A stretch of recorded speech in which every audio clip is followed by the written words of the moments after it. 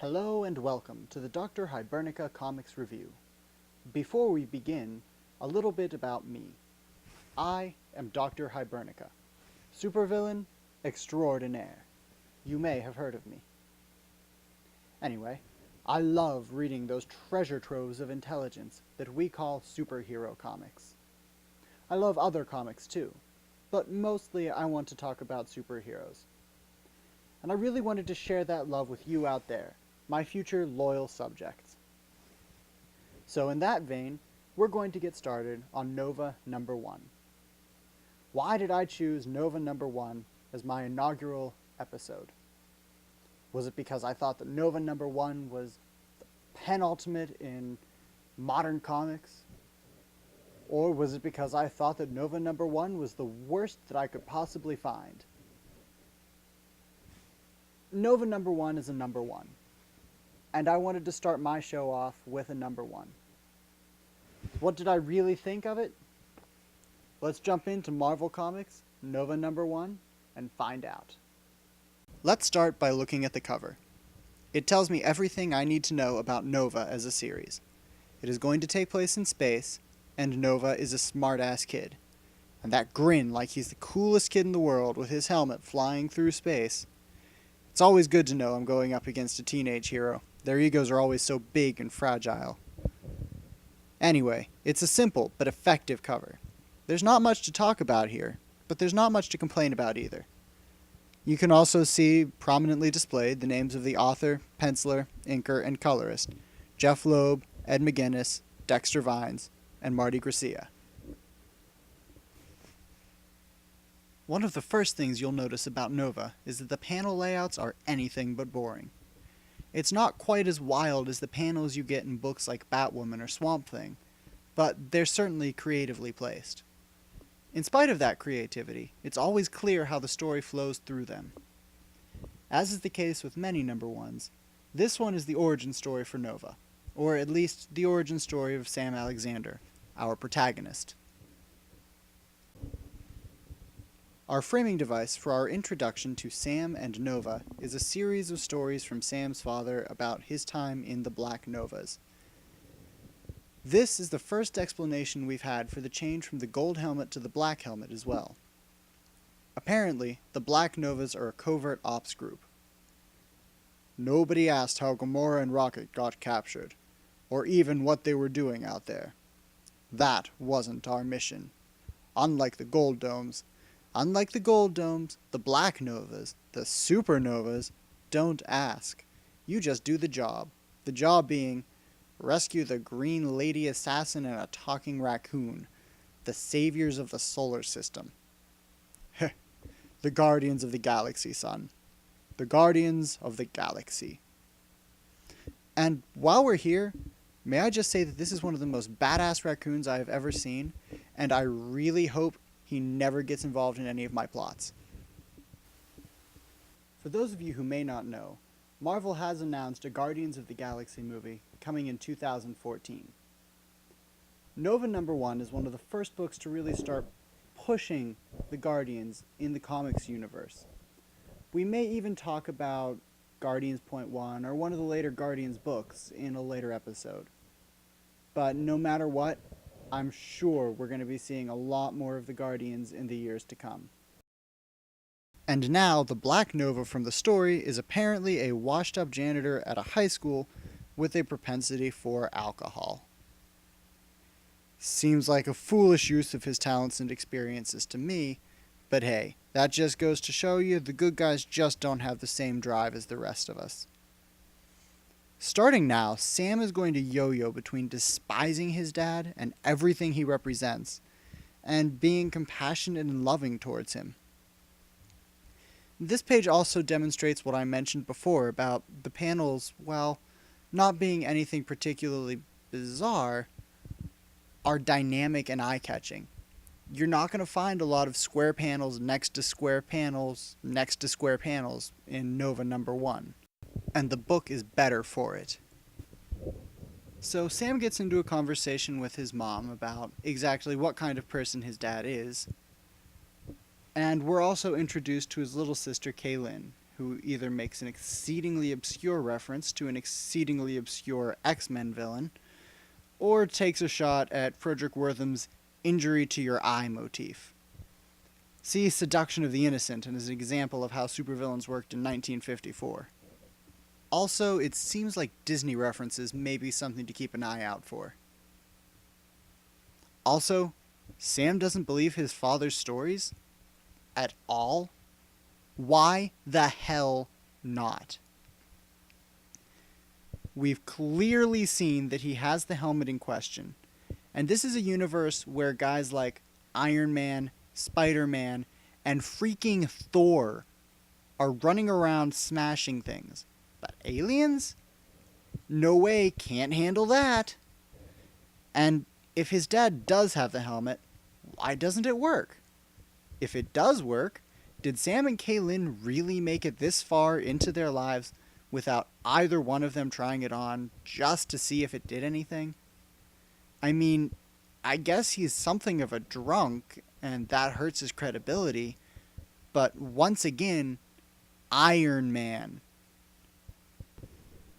The next day, we find Sam in an altercation with a bully in a Punisher hoodie named Moffat, which is, I kid you not, broken up by the principal in his tweed jacket and red bow tie.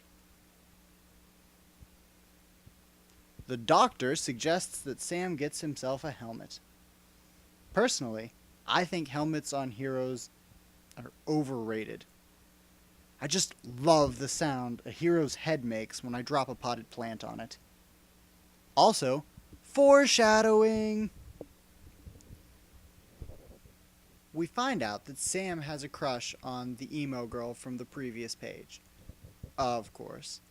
Which appears to be reciprocated. Of course. But when Carrie tries to flirt with him, he freaks out and runs away.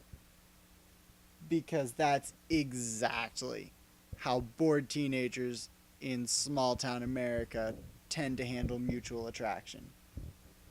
To be fair, though, Sam has had a pretty rough time of it so far this issue, and maybe he's just not feeling the whole human companionship thing right now.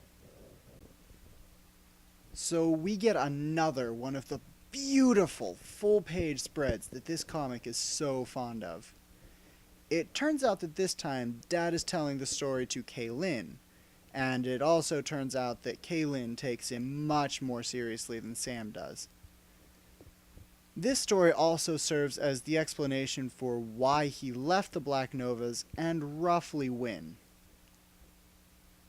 It would seem that the organization as a whole learned their lesson about having loved ones at some point or another, but nobody gave Sam's father the memo.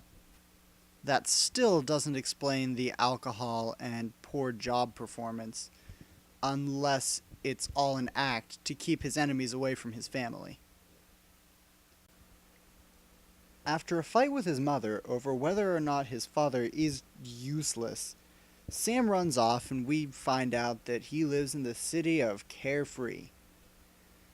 Now, I understand him running away to get some space, and I understand the connection to the narrative, but I'm not sure that the joke about living in Carefree really was worth the real estate in this book. Sam reveals in a conversation with his sister that he really does listen to his father's stories, and he may even enjoy them. Although he resents his father's drinking and unreliability, he seems to genuinely care for the man. We see Carrie for a third time in this story as Principal Doctor suspends Sam for fighting. She's had a page of dialogue, has a crush on the protagonist, and has now shown up in the background twice. Clearly, this is a character to keep track of. By the time Sam gets home from school, for some reason, it's late at night. He's still raging and blaming his dad, and immediately jumps to the conclusion, upon seeing a Kool-Aid Man style hole in the wall, that he's run out on his family. And then Sam hits his head, because as the doctor said, he needs a helmet.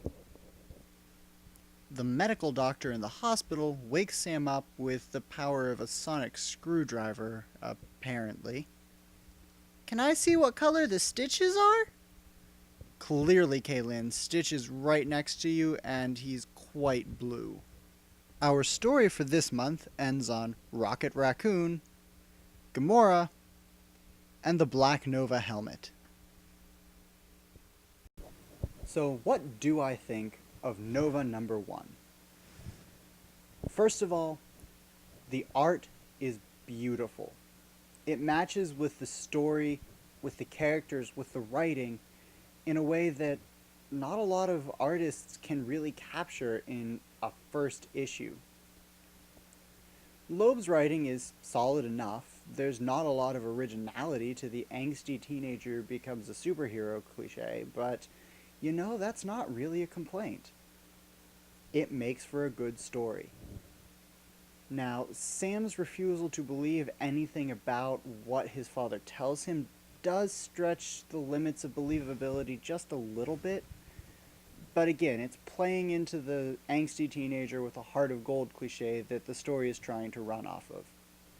The book asks me enough questions about Rocket Raccoon and Gamora and the Guardians of the Galaxy's involvement in Sam's father's disappearance to leave me wanting to come back for more, and lends his father's story enough credibility to really make me look forward to the eventual reunion between Sam and his dad. There's also been enough time and energy spent on Carey and Moffat to make me think that we haven't seen the last of Carefree, and I'm really quite glad of that. If you have any interest in Nova or the Guardians of the Galaxy, I say pick it up. The book isn't perfect, but it is very good. This series has a lot of promise, and I can only hope that it continues to deliver at least as well as number 1 did. Now, for any of you out there who have managed to make it this far into the show, I'd like to give you a little bit more information on what to expect in the future.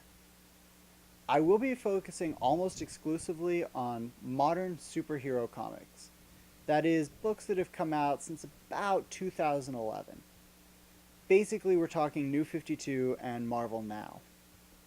I will be focusing mostly on superheroes, but don't be surprised if every once in a while you see something else slip in. IDW and Dark Horse have some really great books out there, and it would be a shame not to talk about them. If there's a series or an issue that you would like to see me talk about, let me know. I can't promise to review your suggestion, but I can promise to consider it. I also welcome any comments about the show, the content, and the format, both positive and negative. I've never done anything like this before, but I'm committed to producing the highest quality content that I have the ability to create. And over time, I expect things to get much better. But I will need your help to do that. Finally, I hope that this will be a weekly show. Comics come out weekly, and so too should my show. But like I said, I've never done anything like this before, and I may be biting off a bit more than I can chew. If I can't do weekly, I will do bi-weekly. For now, though, I will see you next week.